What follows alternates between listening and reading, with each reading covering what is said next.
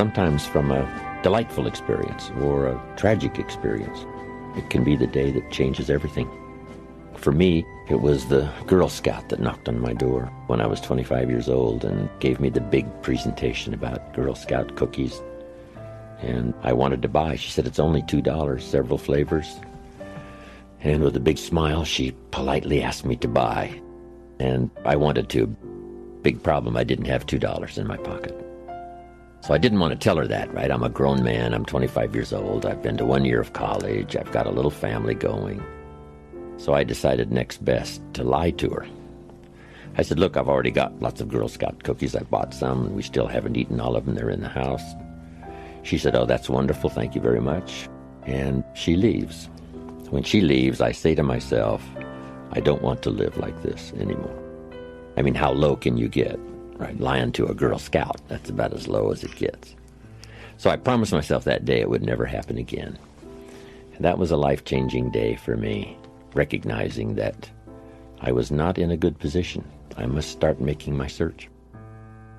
A guy climbs the stairs, and there's about 40 stairs to climb, and he finally gets to the top, sits down, and he's out of breath. And he says, wow, this is not good. I've got to do something about my health. So it can be something that simple. So he starts a little research program and decides to get his health in order, develop a good nutritional program, whatever. And from that day on, he says, I'm not going to be out of breath anymore. Yesterday I quoted the saying, there's nothing so powerful as an idea whose time has come. Then I quoted it another way, there's nothing so powerful as an idea that comes at the right time. So I said a little prayer before I left my hotel room today, and my prayer was, I hope today is one of those right times for many in my audience. And you never know when for someone it's the first time, or you're the first voice that sort of awakens a search for a better life, meaning, skills, disciplines. Or you're one of many voices. Or they've heard many before, and now yours sort of comes on a day when the lights go on and they're never the same again. One of my friends woke up one day, David, and he said, sitting at the yacht club, having a drink, sitting sort of in a fog, something spoke to him and said, what could you really have done if you hadn't have been in this condition the last 15, 20 years of your life? You know, he wasn't like an out-and-out alcoholic, but he just, he drank too much. And he started thinking about that. What could I have really accomplished? We live in a world where opposites are in conflict and we're in the middle.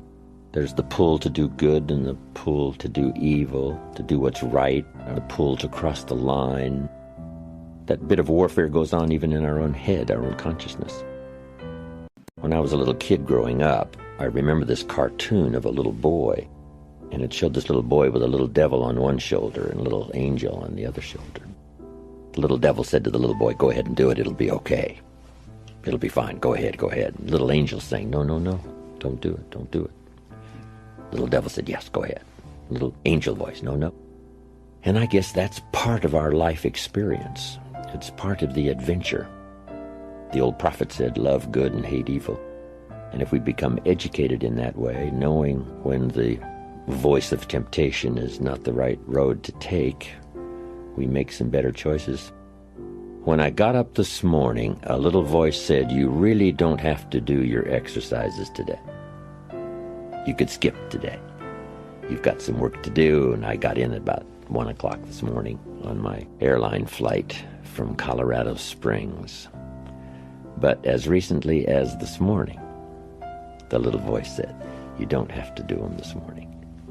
But I well know that if I postpone a day, sure enough, I've got to make up for it somewhere. Maybe do a modified version if I don't have quite enough time, but don't let it just go. But we all have that. That's fairly constant. What voice to listen to? I guess part of the answer is not to become a victim of yourself. Beware of the thief on the street that's after your purse, but also beware of the thief in your mind that's after your promise. The little thief in your head that says, you're too tall, you're too short, you've never done it before, it's not going to happen for you. Others can find this book, you can't find it. If you found it, you probably wouldn't read it. If you read it, you probably wouldn't understand it. This is a constant bit of warfare going on inside of our head. So we all have to deal with that. But what I call that in these experiences is the great adventure. A lady said to me that I met once in New York. She was vice president of this company. She made big money. I don't think she finished her high school education. She was still young, with a young family. And I said to her, "How did you get here? This is a tough business. You make big money. You didn't graduate from high school. What happened?" And she said, "Well, let me tell you part of the story." She said, "Years ago, one day I asked my husband for $10, and he said, 'What for?' She said, by the end of that day, I had promised myself that I would never, ever ask for money again." And she said, "Yes, I am vice president. Yes, I do make big money. Yes, I am young. Yes, I did not graduate from high school." But she said, "I promise you, Mr. Rohn, from that day until this, I have never asked for money again." She said, "I started searching for opportunity, found it, started taking some classes, learned the skills, totally changed my life."